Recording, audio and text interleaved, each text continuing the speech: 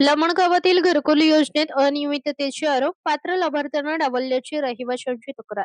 छत्रपती संभाजीनगर जिल्ह्यातील कन्नड तालुक्यातील लमणगाव येथे घरकुल योजनेच्या लाभार्थी निवडीवरून गंभीर प्रश्न उपस्थित झाले आहेत.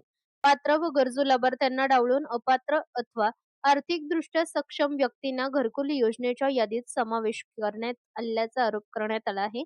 घरकुल योजनेसाठी शासनाने निश्चित केलेल्या निकषांनुसार पात्र लाभार्थ्यांची निवड होणे अपेक्षित असताना प्रत्यक्षात मात्र निकषांची योग्य पडताळणी करण्यात आली नसल्याची तक्रार रहिवाशांनी केली आहे.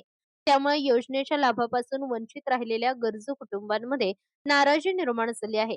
लाभार्थी निवड प्रक्रिया, कागदपत्रांची पडताळणी आणि मंजूर झालेल्या घरकुलांची यादी यांची सखोल चौकशी करण्यात यावी. तसेच दोषी आढळणाऱ्यांवर नियमानुसार कारवाई करावी अशी मागणी ग्रामस्थांनी केली आहे. या प्रकरणाची संबंधित प्रशासनाने निष्पक्ष चौकशी करून वस्तुस्थिती स्पष्ट करावी आणि पात्र लाभार्थ्यांना न्याय द्यावा अशी मागणी जोर धरत आहे.